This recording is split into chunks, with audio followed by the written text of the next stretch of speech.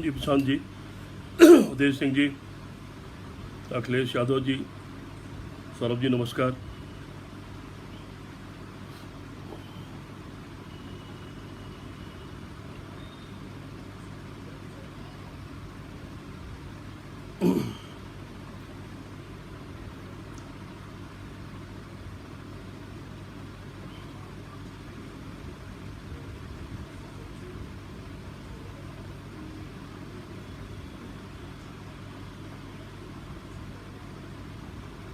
शुभोदन जी कैसे हैं?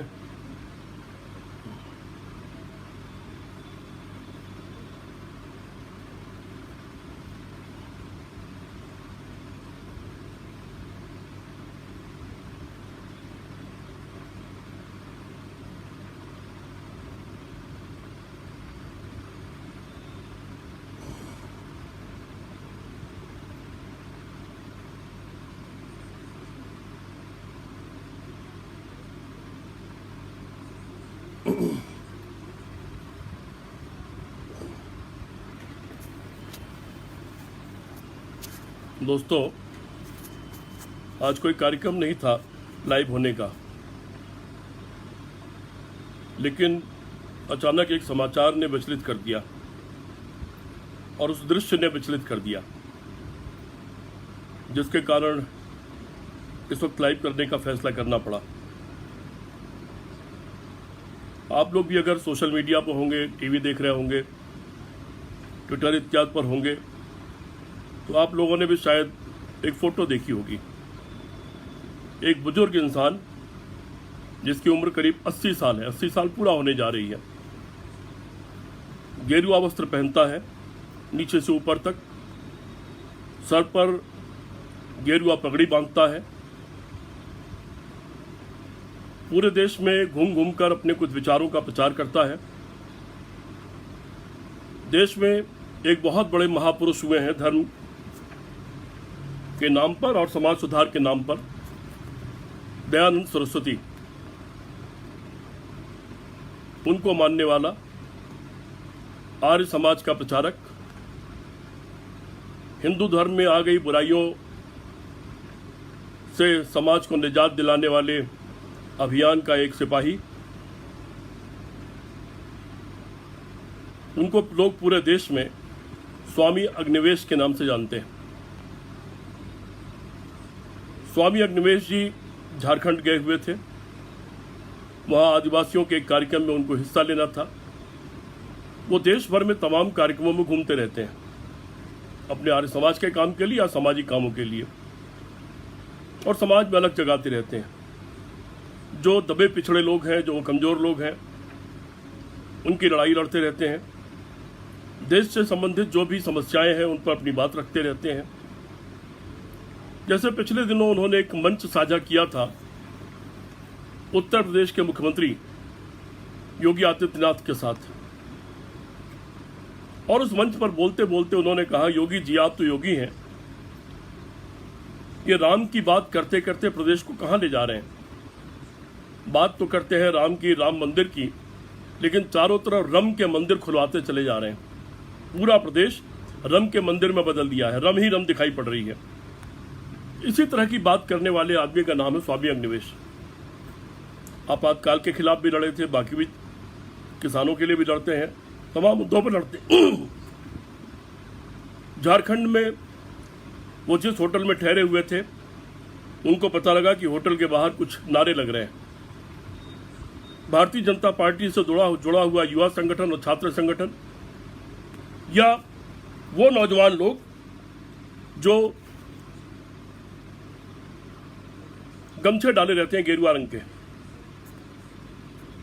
वो इकट्ठे हुए थे बड़े पैमाने पर और नारे लगा रहे थे।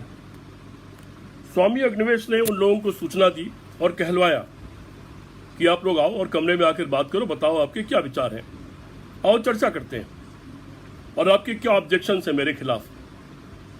यही तरीका है लोकतंत्र का, किसी सभ्य समाज का। लेकिन बुलाने पर भी वो लोग बात करने नहीं आए, क्योंकि बात करने के लिए सलीका चाहिए, तर्क शक्ति चाहिए और ज्ञान चाहिए, और इन लफंगों के पास वो होता नहीं है। क्योंकि जिसके पास तर्क शक्ति होगी, ज्ञान होगा, चिंतन होगा, बातचीत करने का सलीका होगा, समाज में जीने का सलीका होगा, वो इस तरह की हरकतें नहीं करेगा।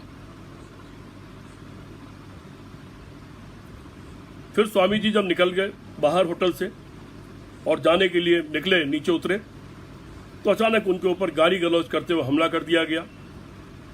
उनके वो गेरुआ कपड़े फाड़ दिए गए। उसकी वीडियो जारी हो चुकी है। बुरी तरह लात, घूंसे, चप्पल, जूते सबसे मारा गया। उनको भद्दी भद्दी गालियां दी गई गेरुआ गमछाधारियों द्वारा।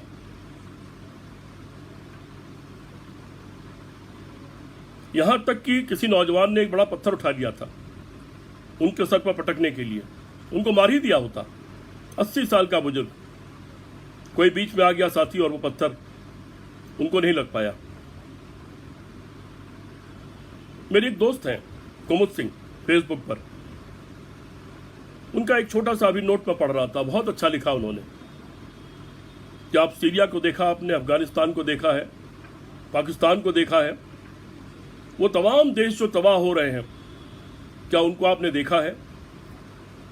वहां भी कुछ लोग हैं जो कहते हैं कि जो हम कहें वही सत्य है, जो हम चाहें वही सबको करना पड़ेगा, जो हम चाहें वही सबको पहनना पड़ेगा, खाना पड़ेगा, जो हम चाहें वही बोलना पड़ेगा, हम के ऊपर कुछ नहीं, जो संगठन विशेष विचारधारा जो चाहे कि वही होगा। उन देशों की हालत देखिए। जब मैं लंबे अरसे से बात कर रहा हूं कि देश में फांसीवाद दस्तक दे रहा है, कई बार लोग विरोध करते हैं और कहते हैं फांसीवाद कैसे आ जाएगा इस देश में। आपातकाल भी तो आया था, 19 महीने पूरा देश कैद खाना बन गया था। ठीक है, आजाद हो गया। आपातकाल लगाने वालों ने उसके लिए खेद भी व्यक्त किया, माफी भी मांगी और लोकतंत्र में अपना यकीन जताया। हिटलर भी कोई सेना लेकर के नहीं आया था जर्मनी में, वो भी चुनाव के माध्यम से ही आया था। हिटलर ने भी यही कहा था कि तुम लोग सर्वश्रेष्ठ हो, दुनिया पर राज करने के लिए पैदा हुए हो, एक दिन दुनिया पर राज करोगे। और हमारे यहां भी कुछ लोग कहते हैं कि भारत पूरी दुनिया का नेता है, विश्व गुरु है, और फिर विश्व गुरु उसको बनाना है। क्या होता है विश्व गुरु? खैर, भटक जाऊंगा। लेकिन हिटलर के आने के बाद जर्मनी का क्या हुआ? लाखों लोग, करोड़ों लोग मरे और अंत में हिटलर भी दर्दनाक मौत मरा। वो अपनी जगह, लेकिन एक बार की तो इंसानियत कुचल दी गई थी। गैस चैम्बर में मारे गए थे लोग क्योंकि हिटलर की बात को नहीं मानते थे, क्योंकि लोग लोकतंत्र में यकीन करते थे, कि लोग हिटलर की सोच से सहमत नहीं थे। तरह तरह से प्रताड़ित करके मारे गए लोग, उसी को तो फांसीवाद कहा गया, फासिज्म। आज ये क्या हो रहा है? गायें बिकना बंद हो गई। गायों कभी आप लोग में से जो लोग गांव के रहने वाले, आप लोग जानते होंगे, गायों की कीमत बहुत कम हो गई, भैंस की कीमत बहुत ज्यादा बढ़ गई, गाय का आवागमन रुक गया। लेके नहीं चल सकते आप हिंदू भी हैं, गाय लेके जा रहे हैं तो पूछा नहीं जाएगा आप कौन है, पहले आपकी पिटाई कर दी जाएगी, हो सकता है तलवार से मार दिया जाए। ऐसा हुआ, ऐसी घटनाएं हुई हैं। कोई भी चीज, अफवाह उड़ा दीजिए। एक अफवाह पर दिल्ली के पास मार दिया गया कि किसका मांस है, किसी भी अफवाह पर। बच्चा चोरी हो गया, इस अफवाह पर न जाने कितने लोग मार दिए गए। आज सर्वोच्च न्यायालय को एक निर्णय देना पड़ा कि देश की सरकार समूहों के द्वारा, झुंड के द्वारा, भीड़ के द्वारा होने वाली हत्याओं और अपराधों के खिलाफ एक कानून बनाए और सख्त कानून बनाए। लेकिन सवाल यह है कि कौन लोग हैं जो ये कर रहे हैं, कौन सी जमात है, किस विचारधारा को ये मानती है। और अगर किसी विचारधारा को मानती भी है, जैसे स्वामी अग्निवेश ने कहा कि आओ बैठो बात करो, आओ चर्चा करते हैं कि आपका एतराज क्या है, तो बहस के लिए तैयार क्यों नहीं हुई?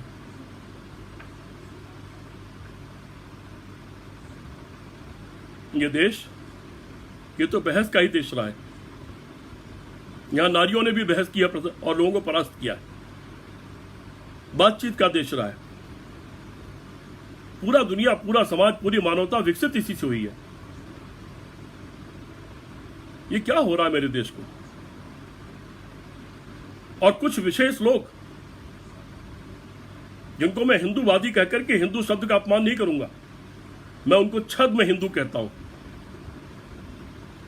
छद्म हिंदू, छद्म राष्ट्रवादी, छद्म राष्ट्रभक्त। कहां ले आना चाहते हैं मेरे देश को ये लोग? इनको गरीबी से मतलब नहीं, इनको भूख से मतलब नहीं, इनको रोजगार से मतलब नहीं, इनको लोगों की जिंदा रहने से मतलब नहीं, लोगों के स्वास्थ्य से मतलब नहीं, लोगों की इज्जत से मतलब नहीं, रोज लुटती हुई छोटी छोटी बच्चियों की जो रोज इज्जत लुट रही है उससे मतलब नहीं। चीन क्या छोटे छोटे देश कहीं भी घुस जा रहे हैं और कुछ भी कर दे रहे हैं, उससे मतलब नहीं। पाकिस्तान रोज पार्सल में हमारे 2-4 नौजवान मार के भेज देता है, उससे मतलब नहीं। जो इन देशों से डरते हैं वो अपने देश में अपनी बात कहने वालों पर लाठी और गोली चलाते हैं, और उसके द्वारा पाले गए गुर्गे गुंडे ये एक माहौल बना रहे हैं फांसीवाद का, और ये टेस्ट कर रहे हैं। समझ लीजिएगा इस बात को, जो लोग मुझे सुने और आगे तक पहुंचाएं, सब लोग समझ लीजिएगा, ये घटनाएं केवल घटनाएं नहीं है, ये टेस्ट है। ये टेस्ट कर रहे हैं कि इनके इन सब करने पर देश की क्या प्रतिक्रिया होती है, इस समाज की क्या प्रतिक्रिया होती है। मैं छोटी सी बात बताता हूं, उससे समझ जाएंगे सब लोग। जब गाजियाबाद का घटना हुई थी, दादरी वाली, कि किस चीज का मीट है इसके नाम पर भीड़ ने हमला किया और हत्या हो गई, और मीट कुछ और निकला। उसके बाद इस देश में एक माहौल बना। देश के बुद्धिजीवियों ने आरएसएस मुक्त भारत का अभियान चलाया, आरएसएस फ्री इंडिया। जजों ने, रिटायर्ड लोगों ने, तमाम लोगों ने, सब लोग चौंक गए, हो क्या रहा है देश में ये। और अचानक वो आरएसएस जो केंद्र सरकार की रोज क्लास लगा रही थी, वो बैकफुट पर चली गई और पीछे छुप करके फिर निर्देश देने लगी, छुप के काम करने लगी। एक माहौल बना।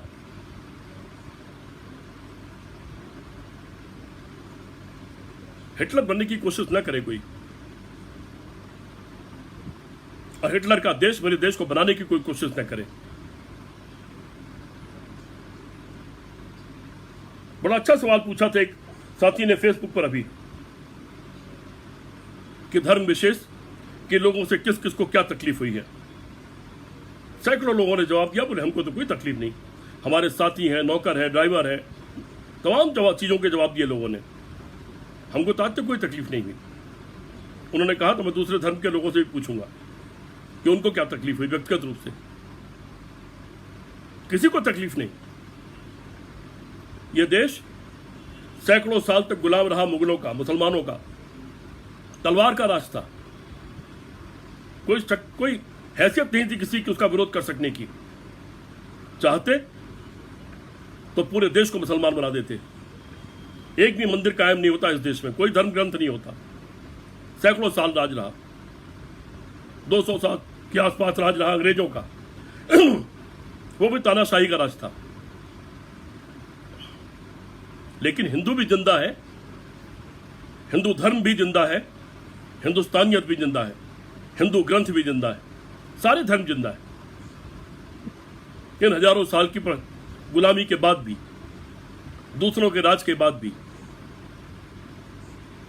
अब हिंदुओं की सरकार है, हिंदू राष्ट्रपति है, हिंदू सेना अध्यक्ष है, हिंदू मुख्यमंत्री है, हिंदू पुलिस के सबसे बड़े अधिकारी हैं, 98% हिंदू पुलिस है, 98% हिंदू फौज है, और अजीब हालत है, हिंदू खतरे में है। लानत है। स्वामी अग्निवेश की यह घटना आंख खोलने की घटना है। 80 साल का बुजुर्ग, शर्म नहीं आती? और अभी इस वक्त तक इस जमात की तरफ से, आरएसएस की तरफ से, जो हिंदू समाज की बात करता है, शुचिता की बात करता है, और यह कहता है कि हम सांस्कृतिक संगठन चलाते हैं, क्या यही संस्कृति सिखा रहे हो आप अपने लोगों को? शाखाओं में यही सिखा रहे हो कि कोई अगर आपके मन के खिलाफ बात करेगा तो आप उसको मार डालोगे। क्या ऐसे देश चलेगा? क्या यह देश एनार्की की तरफ जाएगा? क्या यह देश फांसीवाद की तरफ जाएगा? कोई बयान नहीं आया, कोई निंदा नहीं की अभी तक किसी ने। न करे आरएसएस के लोग निंदा, न करे भाजपा के लोग निंदा, कोई बयान ना दे। लेकिन इस देश के 130 करोड़ जनता का अपना देश है ये इन लाख 2 लाख लोगों का देश नहीं, 5 लाख होंगे, 10 लाख होंगे। ये इनका देश केवल नहीं है, ये मुट्ठी भर भाजपा के लोगों का देश नहीं है। ये देश 130 करोड़ लोगों का है। 130 करोड़ लोग तो खड़े हो सकते हैं, वो तो चौंक सकते हैं। 1.5 महीने, 2 महीने, 6 साल, 3 साल, 11 साल लड़की के साथ बलात्कार हो रहे हैं और समाज चुप है।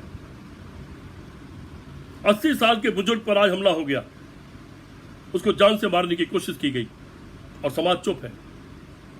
बहुत पुरानी कहावत है कि पड़ोसी का बच्चा उठ गया, आपने शोर भी नहीं मचाया तो समझ लो अगली बार आपका बच्चा उठने वाला है। पड़ोसी के घर हमला हो गया या आग लग गई और आपने कुछ नहीं किया तो अगला नंबर आपका है। हम सारे लोगों को सोचकर फैसला करना पड़ेगा। और संघ के लोगों से भी कहना चाहता हूं मैं कि निकलो इस कुएं से, एक बार दुनिया घूम कर देखाओ।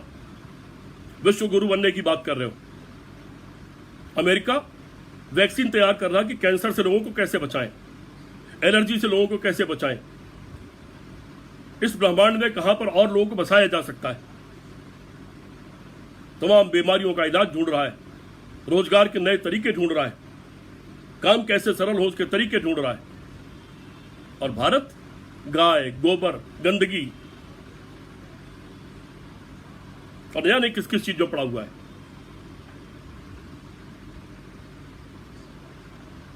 शर्म आनी चाहिए, समझना चाहिए कि देश की हकीकत क्या और दुनिया की हकीकत क्या है।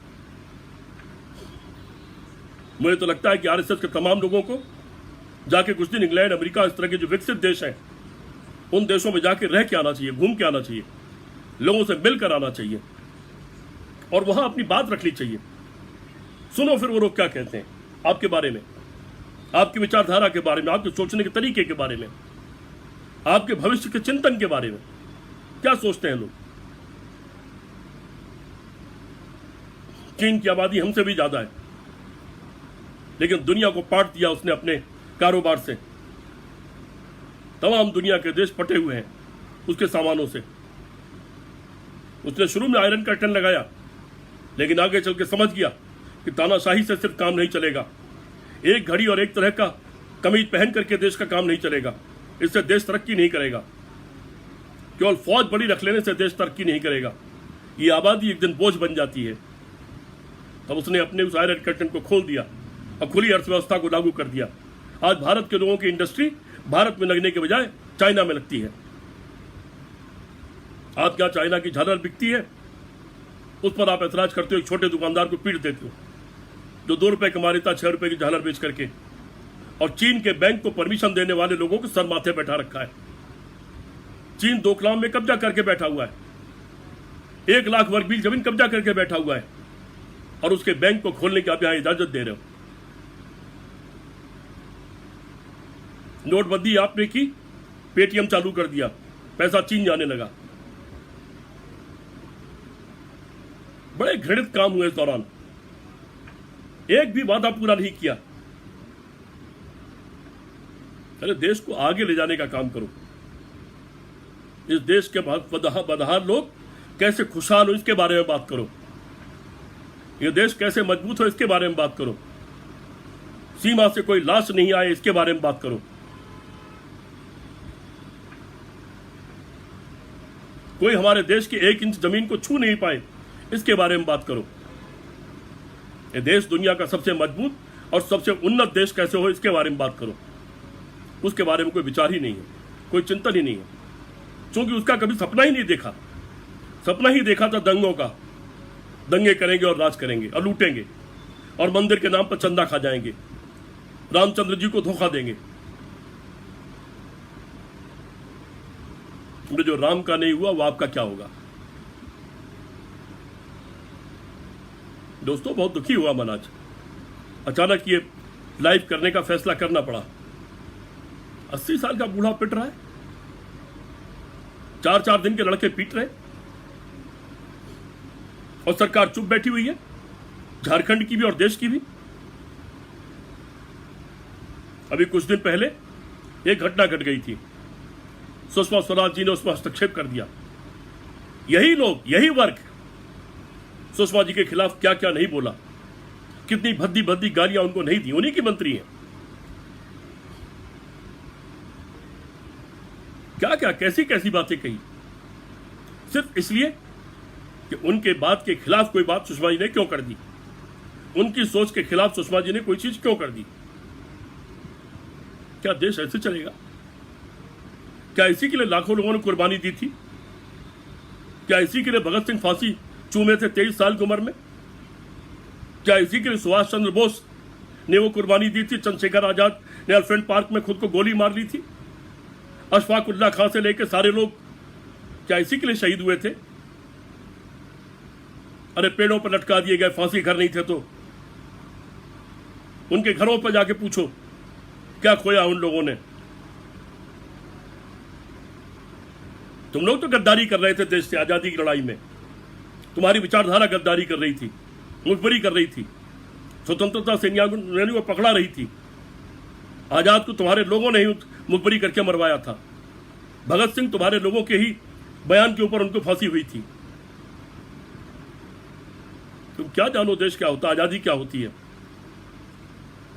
और शहादत का दर्द क्या होता है। अगर शहादत का दर्द मालूम होता तो इंसानियत का दर्द भी पता होता। अगर शहादत का दर्द मालूम होता तो आजादी और लोकतंत्र की कीमत भी पता होती, और संविधान और कानून की कीमत भी पता होती। बहुत अफसोस है। मैं अपील करता हूं आरएसएस के महासंघचालक जो भी हैं, कभी ठंडे मन से सोचो, निकलो इस कूप मंडूक से, जाओ दुनिया में घूम कर आओ कुछ दिनों तक, अपने सब खास खास लोगों को ले जाओ, देखो दुनिया कहां जा रही है और आप कहां बैठे हो और क्या सोच रहे हो, क्या कर रहे हो। मोदी जी तो दुनिया घूमे, घूमने के अलावा कोई काम ही नहीं किया उन्होंने। क्या दुनिया में यही देख करके आए आप? क्या दुनिया में यही सीख करके आए और आप चुप रहोगे ऐसे घटना पर? अगर मोदी जी चुप रहते हैं, अगर सख्त कार्रवाई का आदेश नहीं देते हैं, तो इस देश को मोदी जी को नकार देना चाहिए, नेता मानने से इनकार कर देना चाहिए। डॉक्टर लोहिया ने कहा था जिंदा कौमें 5 साल इंतजार नहीं करती। डॉक्टर लोहिया ने कहा था जब सड़कें और चौराहे चुप हो जाते हैं तो संसद आवारा हो जाती है। क्या वो सच साबित नहीं हो रहा? बहुत अफसोस की बात है। स्वामी अग्निवेश पर यह हमला, गेरुए वस्त्रधारी पर एक हमला, अगर किसी आदमी ने अगर गेरुआ कपड़ा एक लहरा दिया, एक मॉक ड्रिल के अंदर पुलिस के आदमी ने, उसको कोई कपड़ा नहीं मिला, वो वही ले आया, अभ्यास हो रहा था पुलिस का, उसके घर में वही कपड़ा पड़ा था, लाके लहरा दिया, बात का पतंगड़ बना दिया था, पूरे देश में मुद्दा बना दिया था आप लोगों ने। पूरा गेरुआ नीचे से ऊपर तक गेरुआ कपड़े पहनने वाला और नाम का स्वामी, गेरुआ पगड़ी, उसकी पगड़ी उठाकर आपने फेंक दिया। अब कौन मुद्दा बनाएगा इसको? उसके सारे गेरुए कपड़े फाड़ दिए स्वामी अग्निवेश के। देखता हूं सारे टीवी चैनल का आज मुद्दा बनाते कि नहीं बनाते। और 80 साल के बुजुर्ग पर हमला, यही भारत की संस्कृति है, यही हिंदुस्तानियत सिखाती है, यही हिंदू धर्म सिखाता है। राम और कृष्ण ने यही सिखाया, शंकर ने यही सिखाया।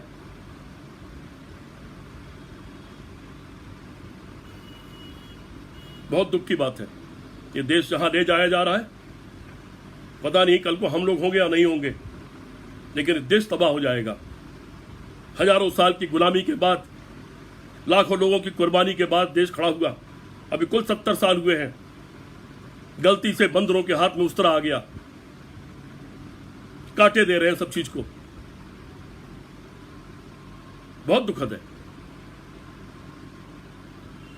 ऐसे लोगों का वर्चस्व खत्म होना चाहिए। इस तरह की सोच के लोगों का, इस लोगों की सोच दफन होनी चाहिए। इस सोच को दफन करो, बहस करो जगह जगह, चौराहे चौराहे पर। और वो जो अभियान चलाया था पहले जजों ने, तमाम लोगों ने, बुद्धिजीवियों ने, आरएसएस मुक्त भारत, आरएसएस फ्री इंडिया, जिससे डर करके ये बिल में घुस गए थे जाकर के, वरना दिल्ली में चढ़ के खड़े थे खोपड़ी पर, रोज हाजिर लगवा रहे थे मंत्रियों और प्रधानमंत्री की। चुनाव नहीं लड़ते आजाद, लेकिन सरकार का मजा पूरा लेते हैं, सरकार यही चलाते हैं। इस विचारधारा पर इस देश का हमला होना चाहिए। हमले का मतलब मारपीट नहीं है, उपेक्षा है। उपेक्षा करिए इनकी, इनको घृणा की निगाह से देखिए, इनसे कहिए आओ बात करो, बहस करो। ये बहस नहीं करेंगे, इनको उपेक्षा करके चल दीजिए। इतनी उपेक्षा कर दीजिए कि शर्मिंदा हो, और शर्मिंदा हो कि शायद इनको सोचना पड़े कि इस देश की आज़ादी की कीमत क्या है, इस देश के लोकतंत्र का कीमत क्या है, लोकतंत्र के लिए दुनिया के तमाम देश कैसे तरसते रहे और कितनी कुर्बानी दे के लोगों को लोकतंत्र मिला है। हो सकता है कि अक्ल को ये सुधर जाए, और न सुधरे तो इनकी उपेक्षा कर दो, इनको आगे मत आने दो। और मैं अपील करता हूं तमाम देश के लोगों से, जहां जहां तक मेरी बात पहुंचे, अपने बच्चों को खेल कूद के नाम पर इनकी शाखाओं में भेजना बंद करो। वो बचपन में तो जाता है खेल कूद के लिए कि वह खेल कूद हो रहा है, लेकिन खेल कूद नहीं, धीरे धीरे उसका दिमाग नागपुर की तिजोरी में कैद हो जाता है, उसकी सोचने समझने की शक्ति खत्म हो जाती है, मानसिक गुलाम हो जाता है वो। शाखाओं का बहिष्कार करो या फिर इनका सुधार करो। और मैं सभी से अपील करता हूं, बड़े पैमाने पर जहां जहां हो, फेसबुक पर, ट्विटर पर, समाज में, चौराहे पर, चाय की दुकान पर, स्कूल में, कॉलेज में, जो जहां जहां हो, वहां वहां इस घटना की निंदा करिए, इन सारी बातों की निंदा करिए, इस भीड़ के द्वारा होती हुई हत्याओं की निंदा करिए, भीड़ के हमलों की निंदा करिए। और देश के जो सरोकार हैं, भूख, गरीबी, बेरोजगारी, स्वास्थ्य, चिकित्सा, सुरक्षा, उसकी बात करने के लिए इनको मजबूर करिए। चीख चीख करके इनसे पूछिए कि वादे ये थे, कहाँ हैं आपके वादे, क्या क्या पूरा किया उनको।